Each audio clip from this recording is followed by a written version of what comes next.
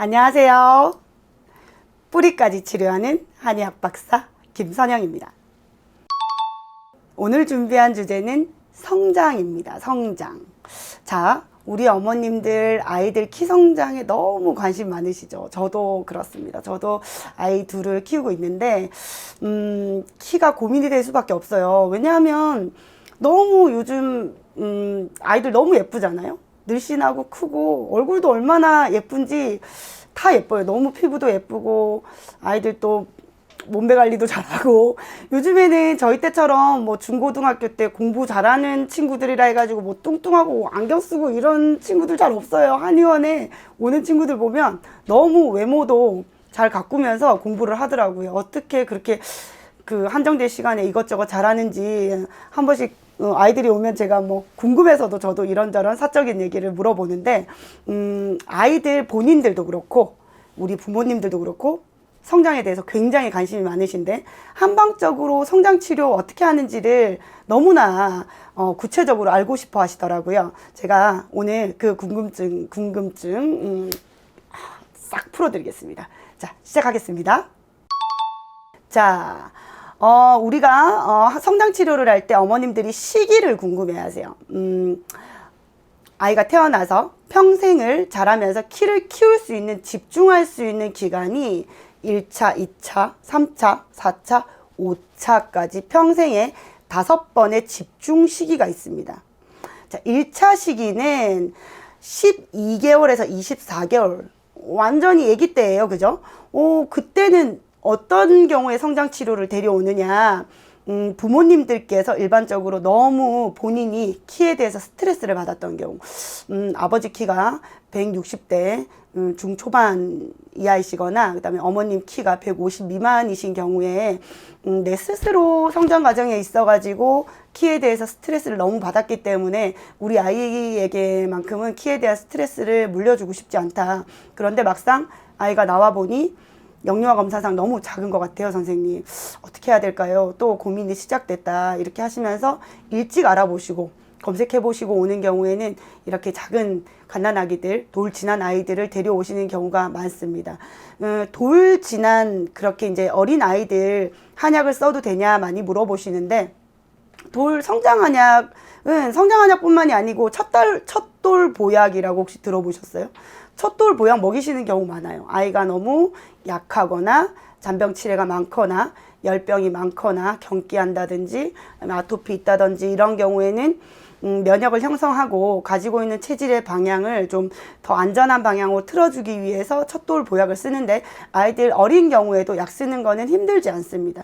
그리고 이제 2차 시기가, 2차 성장한약 먹는 시기가 아이들 초등학교 보낼 때예요. 만 7세라고 안내를 드리는데, 초등학교 입학식 가니 우리 아이가 이렇게 줄 서 있는데 보니까 작더라.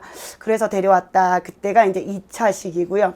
3차 시기는 3학년 때입니다. 3차니까 3학년 10조, 그죠? 아이가 어릴 때 낳아놓고 키우는 동안은 거기 집중을 하느라 정신이 없었다. 그리고 또 학교 보내고 또 학교 생활에 적응시키고 하느라 키는 눈에 들어오지 않았는데, 3학년쯤 되니까 우리 아이 키가 또래들보다 작은 것 같아요. 선생님, 아이의 친구들이 놀러 왔는데 머리 하나 가까이 차이가 난다. 큰일 났어요. 너무 작은 것 같아요. 속상해요. 이렇게 말씀하시는 경우가 3차 시기고요. 4차 시기는 언제일까요? 4차 시기.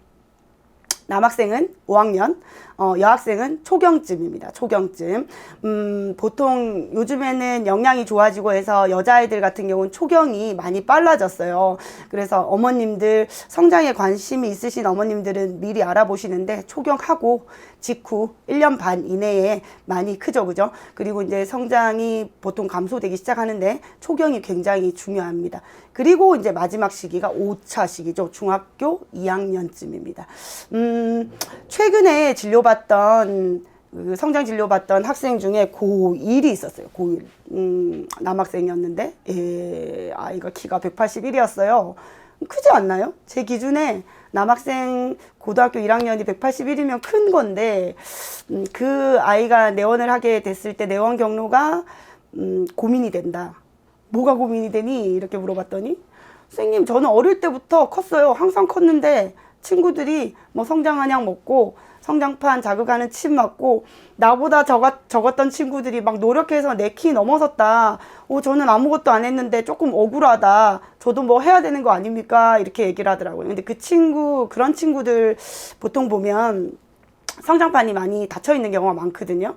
그리고 성장 한약을 썼을 때 클 가능성이 적으면 한약 쓰잖아요. 뭐 이제 쓰고 그다음에 이제 하루 2번, 3번 챙겨 먹으려면 귀찮고, 그리고 성장판 침 맞으러 와야 되면 이것도 시간 내서 와야 되니 귀찮고 그렇잖아요.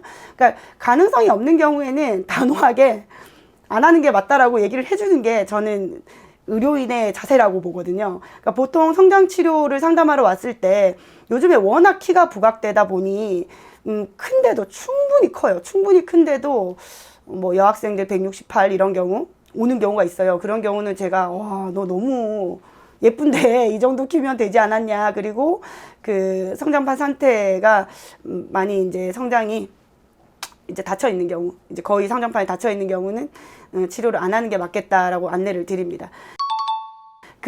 보통 저희가 성장판을 찍어보고 오시라고 말씀을 드렸을 때 손목, 무릎을 많이 찍어 오세요. 그런데 이제 어머님들이 좌절하시는 경우가 성장판을 찍었는데 성장판이 거의 닫혔다라고 얘기를 들었다. 우리 아이 이제 안 크는 건가요? 이렇게 얘기를 하시거든요. 한방에서 성장 치료를 할 때 손목, 발목, 그 다음에 무릎, 성장판에 이제 침을 놓고 얘들이 활동성이 좀 줄어들어 있는 거를 활성화시키는 침 치료를 하고, 강근골 약제, 그러니까 뼈를 강하고 튼튼하고 그리고 내가 타고난 기준, 그러니까 유전적인 것보다 더 키울 수 있는 약제를 보강해서 치료를 하거든요. 그러면은 이게 이제 어머니가 아까 말씀하셨다시피 성장판이 닫혀 있는데 효과가 있느냐?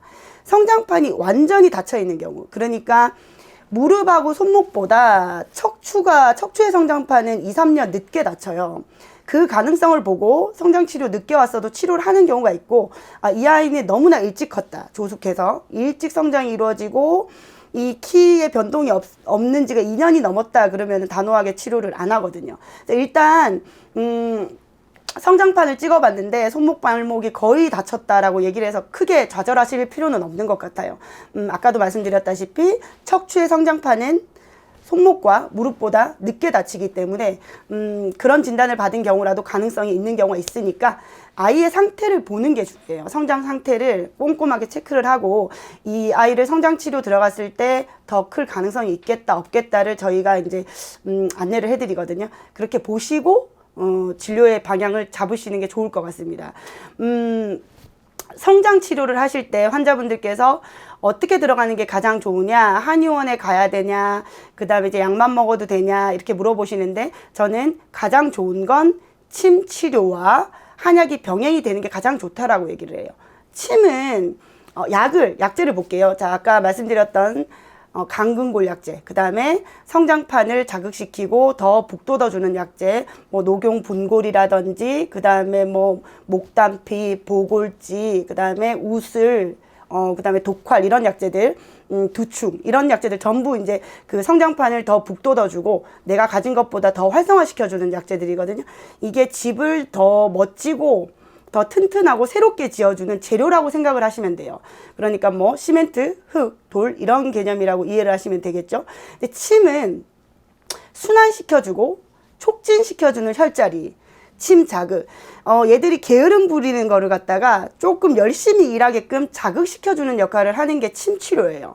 그러니까 재료가 들어가더라도 이렇게 이제 활발하게 일을 해주면 집이 더 멋있고 빨리 튼튼하게 지어지겠죠. 그러니까 있는 재료로 저절로 집이 이렇게 지어지게끔 그냥 기다리는 것보다는 이왕 치료를 할 걸 이제 확실하게 치료를 하는 게 좋단 말입니다. 그러니까 조금 학업이라든지 이런 것 때문에 아이들이 바쁘지만 가능한 한 성장 치료를 가능한 한 정말로 할 거라면은 내원을 하셔서 성장 침을 병행을 하시는 게 저는 월등히 좋다라고 생각을 하는 편이거든요. 제 아이라면 침을 마칩니다. 그리고 저도 아이들에게 적절한 시기에 성장 한약을 먹어야 되겠다 판단이 되는, 저희 아이가 그런 시기가 왔을 때는 한약을 복용을 시키거든요.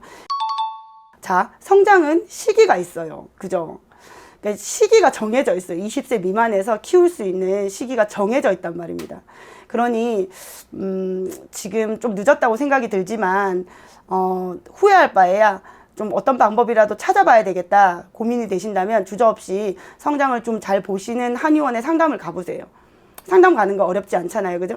그러니까 한의사 선생님한테 우리 아이의 성장 상황, 그다음 발달 상황, 그다음 어느 정도 클 수 있겠다라는 가능성에 대해서 상담을 해보시고 치료에 대한 계획을 들어보시고 결정을 하시면 될 것 같아요. 오늘 제가 준비해드린 성장에 대한 이 동영상이 엄마들, 예, 아이의 키로 고민하시는 우리 엄마들에게 좀 유익하게 예, 정보 제공이 되었으면 합니다.